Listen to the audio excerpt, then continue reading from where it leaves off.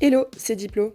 Aujourd'hui, avec le retour des basses températures, Carnet de voyage vous emmène à la fraîche, au nord de l'Europe. On va parler d'Oslo, la capitale de la Norvège. Comme New York, la ville a eu son quota de noms différents, mais son nom original était Oslo, et on est revenu à Oslo. L'histoire de la ville commence au Moyen Âge, avec de premières constructions datant de l'an 1000. Elle a subi quelques grands changements depuis. À partir de 1536, la Norvège vécut dans une union avec le Danemark. Le Danemark dut ensuite céder la Norvège au roi de Suède, Karl Johan, à la suite des guerres napoléoniennes de 1814.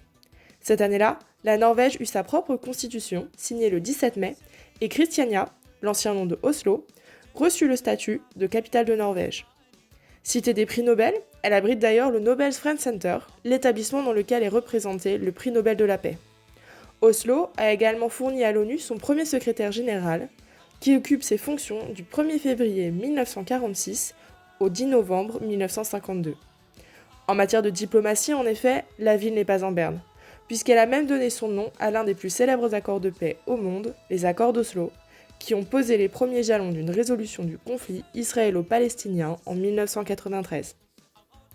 Et si on vous disait que ces fameux accords d'Oslo avaient vu le jour grâce à une paire de lunettes ? Ce serait faux, mais pas complètement.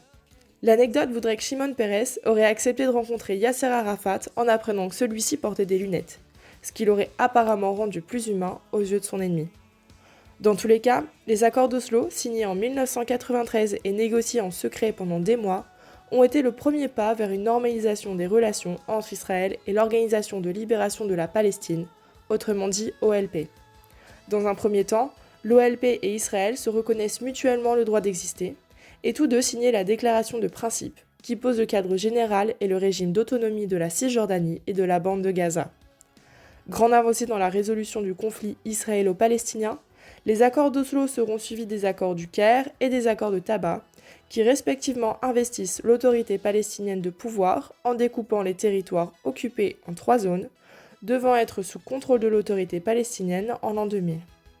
Si tout s'est arrêté, notamment suite à l'assassinat du Premier ministre israélien Yitzhak Rabin, l'esprit d'Oslo reste encore aujourd'hui connu comme l'esprit qui a permis, pour un temps, le rapprochement entre Israël et Palestine.